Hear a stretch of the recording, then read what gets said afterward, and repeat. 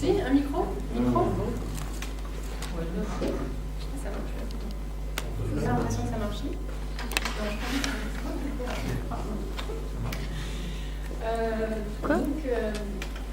Frédéric Tabelli-Ange et Françoise Lambert ont commencé la semaine dernière un parcours très riche et très nourri d'illustrations à travers la photographie depuis 200 ans. Et donc on va se focaliser là, pour cette dernière séance sur la deuxième moitié du XXe siècle. Donc toujours s'interroger sur la manière dont les photographes se sont emparés du thème de la ville et comment ils en ont fait le théâtre de leur regard. Une petite précision concernant Frédéric, qui a exposé à la Maison des Arts il y a en octobre. Vous pouvez, en quittant la salle, trouver le petit texte qui accompagnait son travail. Donc, là, vous avez une image qui était exposée dans le cadre de l'exposition. Et puis ce texte explique sa démarche. Vous devez en savoir un petit peu plus. Et je termine cette introduction pour cette séance par quelques mots sur le prochain cycle Université pour tous qui commence la semaine prochaine. On change complètement de domaine, donc on quitte l'histoire de l'art pour retrouver un thème de société. Et donc ce sera trois séances consacrées aux mutations du travail, vues sous trois angles différents. Donc il y aura d'abord Danielle Linhart, la sociologue, qui s'interrogera sur la façon dont la modernisation du travail se traduit du point de vue des acteurs. On aura après l'intervention de Dominique Mullier plus pour une approche psychologique. Donc c'est quelqu'un qui réfléchit à la limite du travail et donc notamment la question de la souffrance du travail et comment on peut y remédier. Et dans un troisième temps, on accueillera Gérard Filoche, inspecteur du travail, qui lui nous présentera un état des lieux mais du point de vue du droit du travail. C'est-à-dire comment se traduisent les évolutions du travail aujourd'hui quand on est inspecteur. Voilà. Donc j'en ai fini pour ce prochain cycle et puis on revient maintenant à la photographie. Et merci encore à Frédéric et Françoise d'être avec nous ce soir et merci bien sûr à vous d'être présents. Bonne soirée. Bonsoir monsieur. Oui, bonsoir à toutes et à tous. Juste une précision, alors merci Gaël pour cette introduction, et une précision pour vous dire que donc, les expositions du cycle Regard sensible sur la ville se prolongent encore actuellement à la Maison des Arts. Bonsoir. Moi, vous l'avez dit, je suis Françoise. Je poursuis un peu sur les propos de Gaël pour vous dire que nous allons continuer cette promenade photographique à travers la représentation de la ville, de ses activités, de ses habitants. On va fonctionner un peu selon la même formule, ça va être toujours des allées-venues entre l'Europe, enfin surtout la France, l'art et puis les États-Unis. Et on va notamment vous parler de la photographie humaniste en France, de la photographie de rue aux États-Unis, et puis enfin une photographie contemporaine qui est souvent plus plasticienne. Alors évidemment, comme la dernière fois, notre présentation ne sera pas exhaustive, nous avons fait des choix. Donc l'image que vous voyez à l'écran, c'est une photo de Cologne détruite qui date de 1946, juste après la Seconde Guerre mondiale, et qui a été prise par August Zander. Donc August Zander, je vais quand même en dire un mot. Son travail n'a pas grand-chose à voir avec la ville, mais bon, c'est un immense photographe qui est connu pour son travail de portrait, et plus précisément pour une encyclopédie visuelle qu'il a dressée de la nation allemande au travers d'un travail qui a donné lieu à un livre publié en 1929 qui s'appelle Visage de notre temps, et qui est un album de portraits qui illustre les métiers, les professions et les conditions sociales des Allemands de l'époque. Donc là, on voit une photo de 1914 qui s'intitule Paysans endimanchés. Mais bon, en fait, surtout, voilà, on avait choisi cette photo-là un peu comme un marqueur temporel qui témoigne de la vie détruite. Nous allons donc maintenant reprendre notre promenade photographique et je vais commencer par vous parler brièvement d'un photographe méconnu qui s'appelle Pierre Jahan, qui est né en 1909 et en fait en décembre 1941, donc ça c'est dans le Paris de l'occupation, il fait un reportage clandestin sur les statues qui sont déboulonnées dans le but d'être recyclées par les nazis pour l'industrie de l'armement. Donc c'est-à-dire que ces statues-là, elles vont être coulées pour fabriquer des armes et des munitions.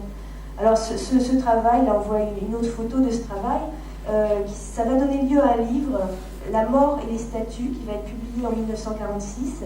Et ce livre, il va être édité grâce en fait à l'amitié de Pierre Jahan et de Jean Cocteau. C'est un ouvrage dans lequel Cocteau illustre en quelque sorte les photos avec des mini-poèmes, et je crois que c'est un ouvrage qu'on peut encore trouver et qui est très beau. Alors ici on passe à, c'est toujours une photo de Pierre Jahan. Là c'est une photographie nocturne de tir de la DCA, donc de défense antiaérienne, entre 1939 et 1945. Et au-delà de son aspect historique et documentaire, on peut aussi regarder cette photo pour ses effets plastiques. Là c'est peut-être une transition un peu osée, mais bon, là on voit donc des traits de lumière qui zèbrent la nuit, mais c'est pour dire que la lumière la nuit, c'est pas forcément que la guerre, ça peut aussi être des illuminations festives.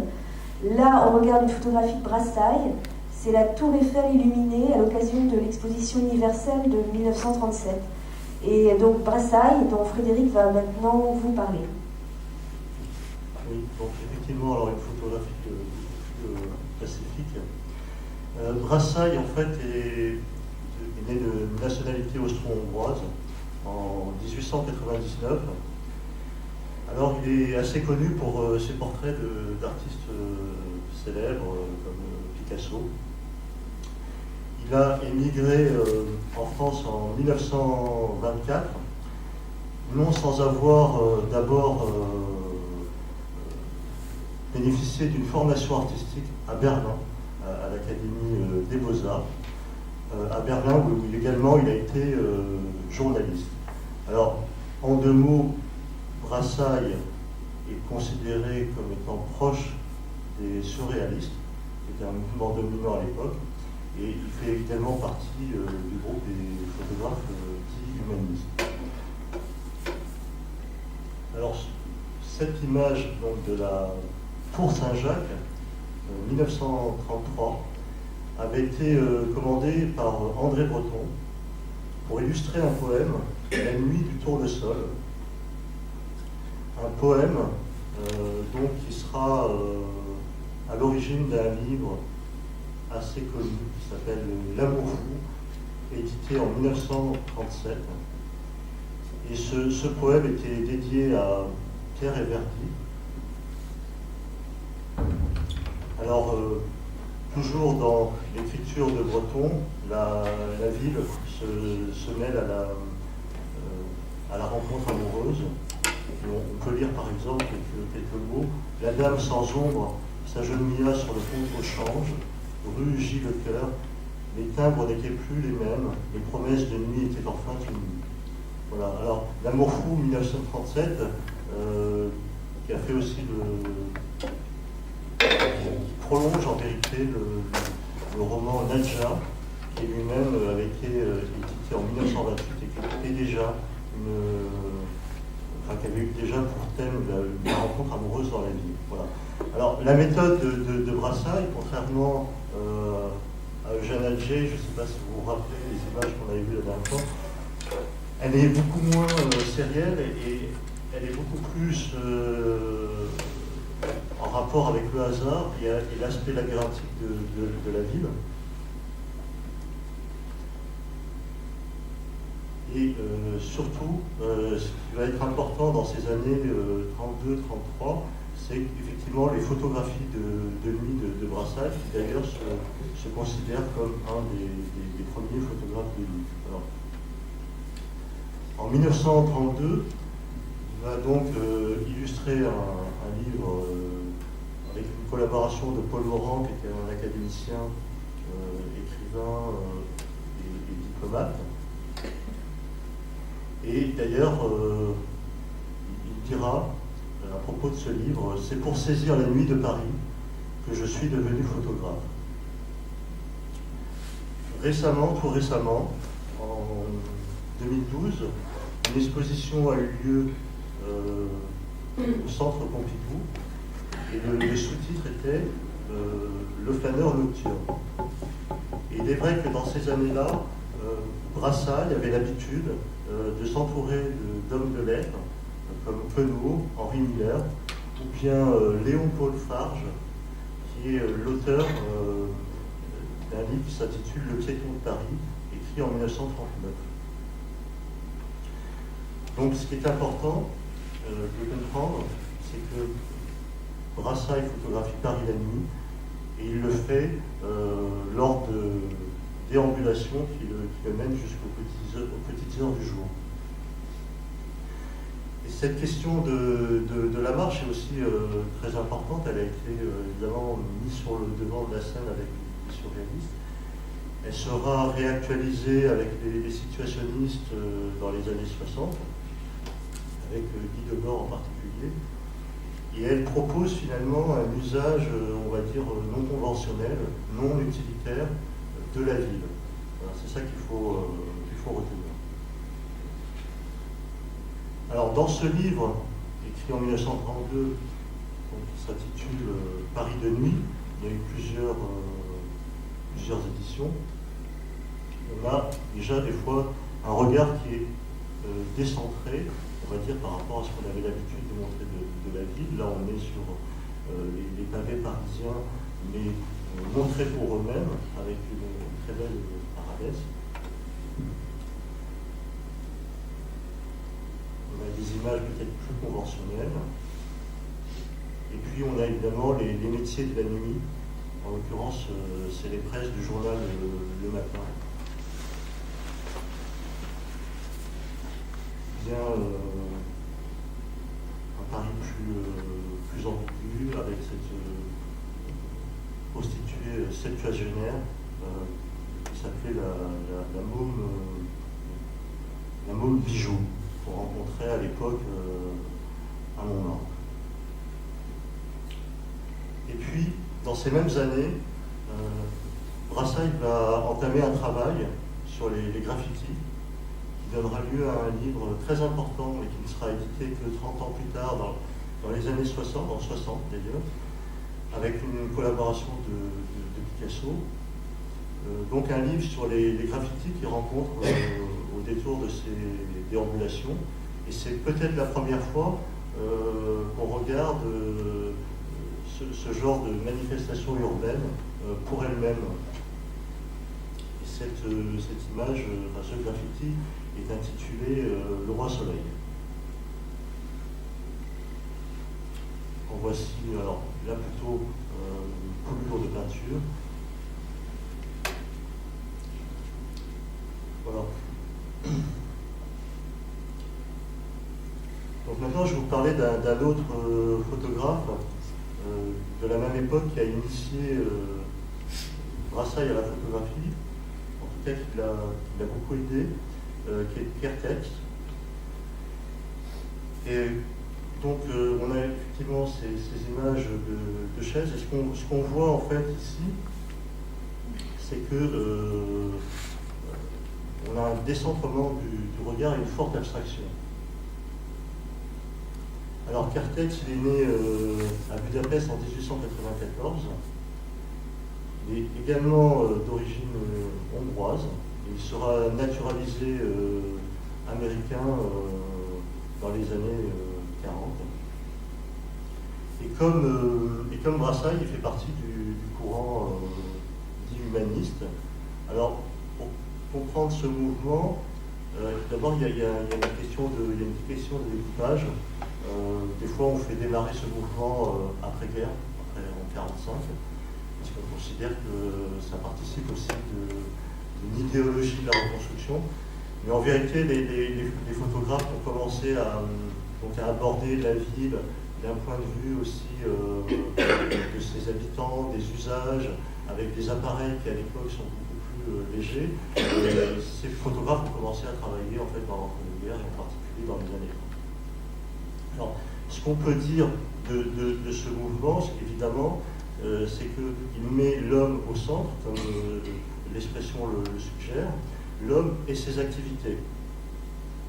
Et évidemment, la préoccupation sociale est prépondérante, on va le voir avec d'autres auteurs ensuite. Et c'est un Alors c'est un courant qui bénéficie un petit peu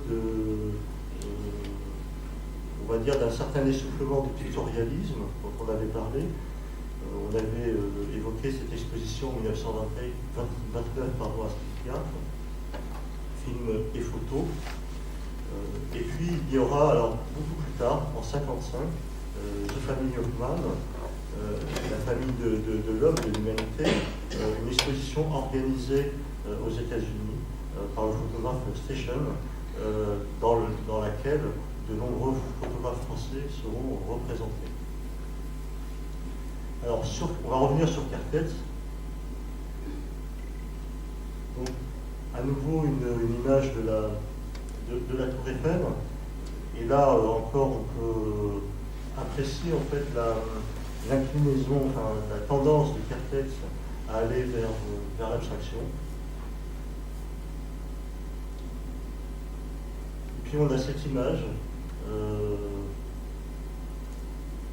Depuis la Tour Eiffel cette fois-ci, qui rappelle aussi les cadrages, les compositions qui se font à l'époque dans ces années.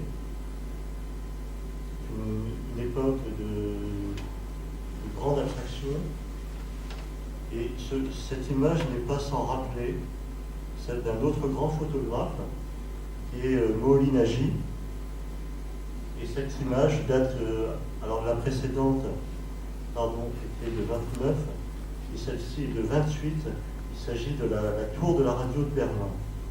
Donc on pense qu'il y a eu une influence de l'un vers l'autre.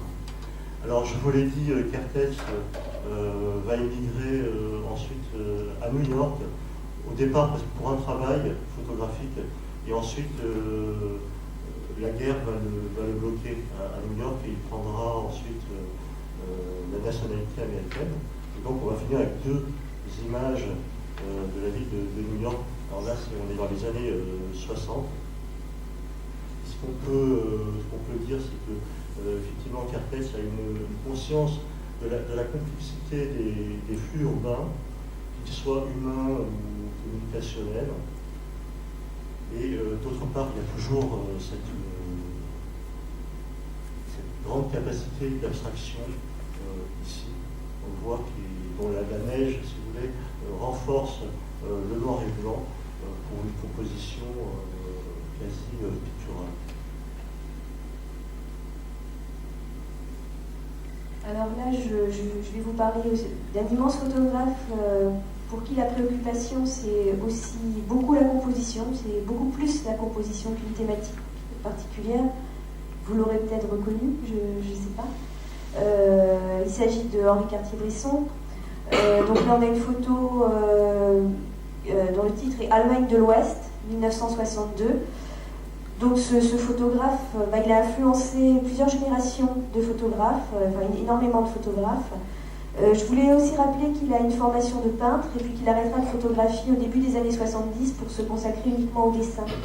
Et il dit une chose, il dit que photographier, c'est un acte qui consiste à mettre sur la même ligne de mire, la tête, l'œil et le cœur. Le cœur, c'est-à-dire l'humain, puisque lui aussi, il a une approche humaniste. Donc Henri Cartier-Bresson, il a été le témoin de tous les grands événements du XXe siècle. C'est lui qui a fondé l'agence Magnum en 1947 avec Robert Capa, David Seymour et le Britannique George Roger. Il a fait une carrière de photojournaliste, mais on peut dire que son approche de la photo de reportage, elle est très singulière. C'est-à-dire qu'au-delà de l'événement, du lieu ou du personnage public qu'il va photographier, ces images ont une existence esthétique très forte. Je vous montre une autre image. Et sur cette photo, là c'est Rome en 1953, je voulais parler de sa théorie de l'instant décisif, puisqu'on dit qu'il est le photographe de l'instant décisif. Et voilà ce qu'il dit à ce sujet. Photographier, c'est dans un même instant et en une fraction de seconde reconnaître un fait et l'organisation rigoureuse de formes perçues visuellement qui exprime et signifie ce fait. Et alors cette théorie de la prise de vue, il va la concrétiser aussi. Alors est-ce qu'on le voit là sur cette image? Je ne suis pas sûre du tout. En fait, il va la concrétiser en montrant les bords noirs autour de ces images. Donc ça veut dire ça que ces images ne sont pas recadrées puisqu'on voit le bord du négatif. Donc sur fond noir, vous voyez peut-être pas, mais et bon, ce que je voulais dire aussi, c'est qu'il travaille avec un appareil 24-36, un Leica pour les amateurs de technique, qui est un appareil discret et avec un objectif qui est très très proche de la vision humaine. Il s'agit d'un objectif de 50 mm. Et là, je vous montre une autre image de lui, qui est une photo prise à Athènes en 1953, enfin dans la banlieue d'Athènes plus exactement. Donc qui est assez emblématique peut-être de sa manière de composer des images avec parfois des doubles figures. Donc on voit en bas deux femmes âgées qui sont en noir et qui passent devant un magasin fermé. Et juste au-dessus d'elles, dans une symétrie, une forme de symétrie, il y a deux statues, des cariatides qui leur font donc comme un double, comme je vous disais. Et alors autant les statues, certes, elles sont jeunes et belles, mais elles sont pétrifiées quand même, elles sont en pierre. Alors on pourrait voir une forme d'humour dans ce cliché, mais ça va bien au-delà, puisque cette photo, elle parle aussi de l'histoire de la Grèce, de la Grèce antique et de celle du XXe siècle, du beau et du laid, de la jeunesse et de la mort, voilà, donc c'est des choses aussi un peu profondes. Et donc vous l'aurez remarqué, elle est structurée par des lignes horizontales et puis des lignes verticales, et surtout donc une horizontale qui va séparer le monde des dieux, qui est au-dessus, du monde des mortels. Voilà.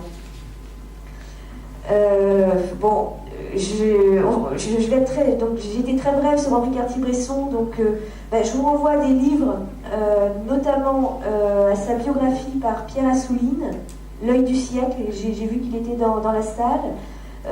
Et puis au catalogue d'une exposition qui a été faite qui date de 2003, il y a un catalogue qui s'appelle De qui s'agit-il, qui est un très très beau livre. Voilà. Oui, merci. Alors on va continuer sur le registre de la photographie humaniste avec encore un grand photographe qui est Willy Ronis, donc né à Paris en 1910, décédé en 2009. Et alors j'ai choisi, là encore, c'est un choix, une question de territoire. En l'occurrence, c'est le quartier de Belleville, à la fin des années 40. Alors il y a eu plusieurs éditions, et en l'occurrence, c'est un livre qui a été réédité d'ailleurs tout récemment avec l'écrivain Didier Daenig. Voilà, la première édition datant de 1954. Alors, juste un mot sur Ronis. Tout comme Doisneau et Brassailles, il fait partie de l'agence RAFO. C'est un petit peu une des particularités de ce mouvement. Donc, les photographes se sont regroupés autour d'agences pour professionnaliser leur métier. Bien entendu, l'évolution des appareils est très importante. Alors, Willy Ronis commence par travailler avec un Rolleiflex qui donne des images carrées, et puis ensuite il travaillera avec un Foca, c'est-à-dire un appareil qui est proche du Leica, mais un peu moins cher. Voilà. Et alors son regard est assez proche de celui de Doisneau, même d'ailleurs photographier beaucoup les personnes, les enfants. Et alors ce quartier de Belleville, il est important aussi parce que d'abord il a été annexé à Paris en 1860, et auparavant il a été nourri en fait de populations qui étaient chassées du centre de Paris par les fameux travaux haussmanniens qu'on avait abordés avec Marville. Voilà. Alors, d'autres images, ce qu'on voit effectivement, c'est que par rapport à d'autres quartiers, d'autres centres, on est plus dans une discontinuité, sans être forcément encore en banlieue. Donc là, on a tout au fond Paris, Notre-Dame. Donc on a cette vue un petit peu campagnarde en surplomb. Et alors, comme je le disais, la photographie humaniste, effectivement, met l'homme au centre et elle participe un petit peu de la reconstitution identitaire de la France après-guerre. Et on nous montre aussi eh bien, les bonheurs populaires, voilà, comme ici. Alors, on va continuer avec Doisneau, autre très très grand photographe, et là je serai aussi obligé de faire des choix, mais je vais quand même commencer par une image iconique qui avait été d'ailleurs évoquée lors de la première conférence, parce que c'est une image donc, qui date de 1950 pour la revue Life, c'est le fameux baiser de l'hôtel de ville. Image qui a fait effectivement l'objet d'un procès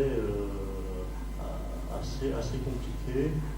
Donc un couple croyant se reconnaître avait tenté de soutirer de l'argent au photographe. Bon, finalement, la personne, la femme qu'on voit ici, a récupéré l'image, s'est fait connaître à l'issue de ce procès, et a retrouvé l'image que Doisneau lui-même lui avait donnée. Finalement, elle a vendu cette image pour 150 000 francs à l'époque. Voilà, c'était dans les années, c'était en 93. Bon, ça c'est l'aspect un peu, si vous voulez, c'est la renommée un peu de l'image. Alors par contre, ce qui n'avait pas été abordé, c'est le pourquoi du succès de cette image. Alors, moi je vais donner une interprétation qui est tout à fait personnelle. Ce qu'il faut savoir, c'est que Doisneau avait une production très importante, et bien entendu, il a fait d'autres images de couple. Et par contre, celle-ci bénéficie d'un point de vue qui est tout à fait particulier, il me semble, c'est-à-dire qu'on pourrait tout à fait s'identifier au personnage qui est ici, c'est-à-dire que le spectateur que nous sommes, les spectateurs que nous sommes, se trouvent à la même place, exactement à la même place que le photographe dans une position de contemplation de ce spectacle de la rue parisienne. Et là-dessus, il faut rappeler évidemment que l'importance des cafés. Bon, alors un des premiers cafés littéraires, c'est le Procope, qui est né à la fin du XVIIe siècle. Et puis ensuite, avec effectivement l'embourgeoisement de Paris, il y aura pléthore de cafés. Et alors, par exemple, à Montmartre, on connaît les fameux La Coupole, le Dôme et autres cafés qui avaient évidemment la spécificité de fermer très tard, les fameux cafés d'ailleurs que fréquentait Brassailles. Et alors, juste un point là-dessus, donc effectivement, on a l'hôtel de ville en arrière-plan et ces deux personnages qui avaient rencontré d'ailleurs Doisneau, certainement juste avant de faire la photographie, qui se trouvaient être à l'époque de jeunes acteurs. Donc on a ce passage, premier plan, les personnages, et puis la ville un petit peu en décor. Et juste un point pour finir sur cette interprétation, lorsque Walker Evans, dont on a parlé abondamment la dernière fois, est venu à Paris en 1926, alors à l'époque, on ne pensait pas d'ailleurs sensible à la photographie, il était féru de littérature française, de Baudelaire, de Flaubert. Bon, malheureusement, il n'a pas fait carrière dans la littérature, mais donc il raconte effectivement que c'est un vrai plaisir pour lui de regarder la vie parisienne depuis les cafés. Voilà.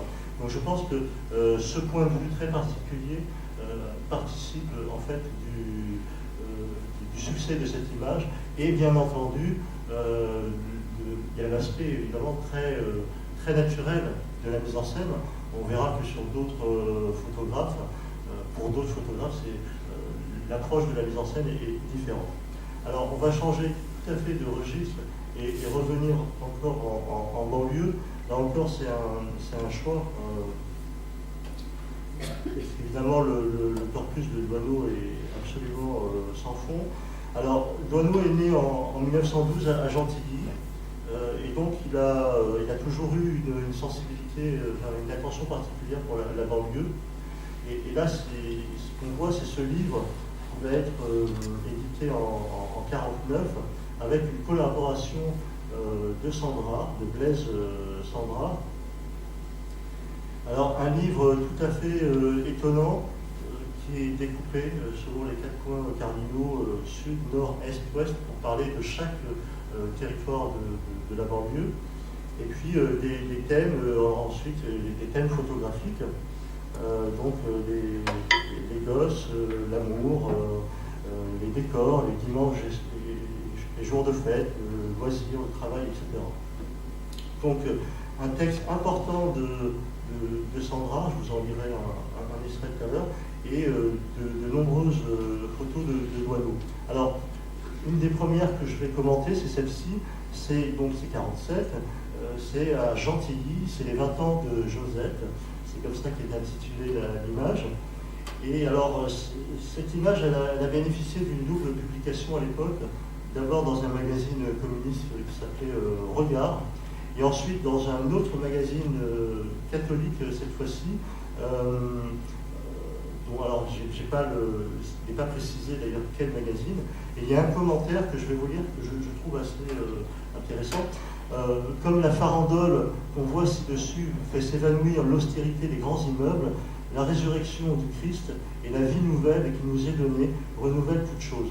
Alors, finalement, ce commentaire peut paraître un peu, on va dire, naïf, et en même temps, il renseigne tout à fait, d'une certaine manière, sur la fonction de la photographie humaniste, sur la fonction des personnages, c'est-à-dire la manière d'aborder quelque part aussi un certain désastre après-guerre. Rappelez-vous la question le problème du logement qui se posait dans les années 40, 50, les interventions de l'abbé Pierre, etc.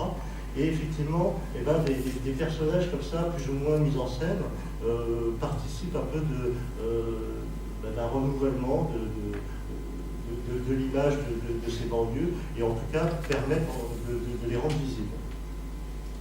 Alors là, on a une autre image, c'est la ceinture verte, qu'on désigne en général plutôt par l'ouest parisien, qui est beaucoup plus riche.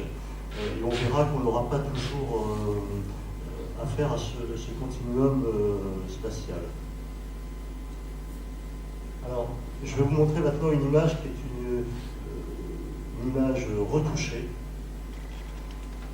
Voilà, donc cette image, on pourrait penser qu'elle pourrait être de Germaine Proulx, dont on a parlé la dernière fois, qui avait écrit un livre en 1927, intitulé Métal, donc voilà, c'était l'époque du progrès. En fait, là, on est après-guerre, c'est une image de Doisneau. Et c'est une image qui est assez dure, mais on va voir que lorsqu'effectivement les personnages sont présents, et bien effectivement il y a une focalisation, il y a un rééquilibrage qui se fait, à mon sens en tout cas, entre donc la dimension humaine et puis la dimension technique, industrielle de la ville. Alors je vous parlais de continuum spatial, parce qu'on avait vu une photo de nuit qui était très très unitaire. Celle-ci elle est beaucoup moins, mais alors elle est très donc ça s'appelle Café Tabac, c'est à Arcueil. Celle-ci est beaucoup moins unitaire. Alors évidemment on bénéficie, parce qu'évidemment les photographies de nuit ont toujours cette capacité à homogénéiser l'image. On a évidemment alors ce Café Tabac au premier plan qui est rempli de monde. On peut se demander si c'est pas un peu le seul aux alentours. On a évidemment les fameuses petites constructions, maisons de ville ou pavillons ici. Et puis, alors, tout au fond, en haut à gauche, on a ces grands ensembles dont on était bien content à l'époque qu'ils existent. Les fameux immeubles bon marché à l'époque. Et entre les deux, on a cette zone, cette espèce de no man's land, voilà, ce terrain vague avec une sorte de grande dépression ici. Bon, et effectivement, c'est ce qu'on peut, ça pourrait permettre de s'interroger sur le distinguo entre la ville comme un continuum et la banlieue, enfin, les zones urbaines qui sont effectivement, on va dire, beaucoup plus marquées d'hétérogénéité et de béance spatiale. Alors, juste un mot sur Sandra, qui a un texte justement un petit peu dur, mais que j'ai trouvé intéressant. Donc pour la partie sud, donc il y a ce découpage géographique pour la banlieue sud, son texte commence par « Une fois de plus, je sors de la ville ». Alors aujourd'hui, il y a toutes sortes d'interrogations sur la banlieue on dirait peut-être plus ça, mais pour lui c'était évident, à partir du moment où on sortait de la capitale, on sortait de la ville. Bon. Et il continue, et une fois de plus, je me mets à arpenter des yeux et des jambes cette banlieue de Paris, comme je le fais depuis 50 ans, inlassablement, chaque fois que j'en ai l'occasion, entre deux randonnées autour de la Terre.